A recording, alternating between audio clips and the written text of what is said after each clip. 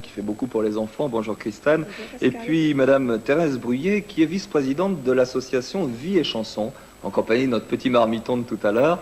Et j'aimerais que vous nous racontiez un petit peu comment elle est née, cette chanson que nous allons écouter dans un instant. Eh bien, je suis partie avec Thérèse Brouillet, qui était directrice d'une école, faire une classe de neige. Ouais. Et nous avons observé le petit boulanger du village, qui est en même temps l'épicier, le café du coin. Enfin, c'est l'âme du village. Et ce petit boulanger a travaillé devant nous. Donc, au retour, nous avons écrit avec une classe de CP, CE1, la chanson que vous allez entendre. Et pour se battre un petit peu contre la disparition aussi de tous ces petits boulangers, de tous ces gens qui sont l'âme d'un village, et tout part. Les écoles ferment, tout part. Alors on essaie de se battre, puis sauvegarder ces petites boulangeries qui sont toute la chaleur. Et qui dégage souvent Voilà. une odeur très très bonne quand on fait Voilà. le pain, hein, n'est-ce Voilà. pas madame? Tout à fait. Alors, c'était dans quel petit village où vous vous trouviez? À Espinchal, en Auvergne, dans le D'accord. Puy-de-Dôme. Et un petit village d'une centaine d'habitants, pas plus. Et le boulanger, comme disait Christine, effectivement, est l'âme du village. Nous avons même dû lui demander la clé de l'église pour pouvoir y entrer. Donc, le jour où il n'y a plus de boulanger, où sera mise la clé de l'église? Voilà. Bien, Il y c'est a pas- beaucoup de questions à se poser. C'est une question à se poser. En tous les cas, pour le moment, on va écouter votre chanson, on va retrouver toute votre petite équipe, et le titre c'est Qui fera le pain demain? Ah là, une histoire, vous venez de nous la raconter. Et puis surtout, eh bien, vous vous battez en compagnie de Madame Thérèse Brouillet, qui est la vice-présidente de l'association Vie et Chansons. Vous vous battez un petit peu pour soutenir et promouvoir la chanson française. Absolument, je crois qu'elle en a grand besoin, cette chanson française. Ouais. Alors, elle est née quand, cette association, Madame Brouillet? Elle est née au mois de mai de cette année encore, on peut encore Donc, elle est dire. toute récente, Elle est toute fraîche, récente. oui. Et elle est soutenue donc par un groupe d'amis de Christine. Au départ, nous nous sommes rassemblés autour d'elle parce que nous apprécions beaucoup ce qu'elle fait. Et c'était aussi pour ne pas perdre toute cette qualité de chanson et tous ces jolis textes. Ce serait quand même dommage qu'ils ne soient pas un peu mieux connus, un peu plus diffusés. Donc l'association se donne le moyen de faire connaître et promouvoir ces chansons et les chansons aussi d'autres personnes qui veulent nous rejoindre et qui nous rejoignent, puisque l'atelier commence le 9 janvier. D'accord, et alors c'est un atelier qui va se tenir à Lambersart, je Oui. crois. Et bon, on a vu dans cette chanson, il y a un instant, des enfants de toutes les écoles, un petit peu de la région. Tout à fait. Et là, vous allez continuer cette œuvre. Absolument. Alors, qu'est-ce que vous voulez faire? Quel est votre but finalement, Christine? Eh bien, on va écrire des chansons pour qui veut écrire des chansons. Écriture, après s'en aller côté guitare, mettre des musiques. parce que- Alors, sur un plan pédagogique, Madame Brouillet, je crois que c'est très intéressant parce que les enfants prennent véritablement une part active à la construction. Tout à fait. Disons que les enfants apportent la matière première Ouais, pour ouais. reconstruire les chansons. Et ils ne peuvent pas faire cela sans être guidés. Et étant guidés avec Christine, qui travaille déjà activement dans les écoles, comme l'an dernier, comme cette année plutôt, au moment du carnaval à Lambersart, elle a réalisé énormément de chansons avec les enfants. Alors, ce bon pain, là, vous nous racontiez qu'il a été fabriqué à Lambersart, mais je crois que dans ce Oui. petit village, il n'y a plus de boulanger bientôt. Il va plus y avoir de boulanger parce que Milou va partir en retraite et son fils ne veut pas continuer ce que faisait son grand-père, arrière-grand-père et tout.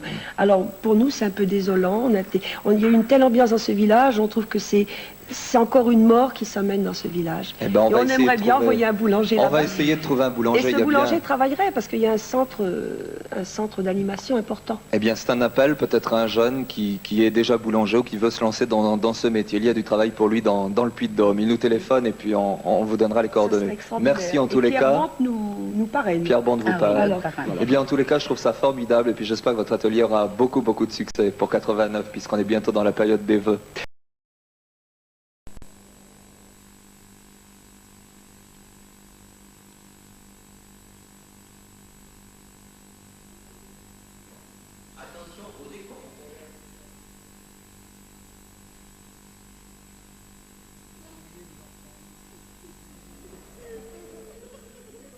Huit, 7, 6, 5, 4, 3.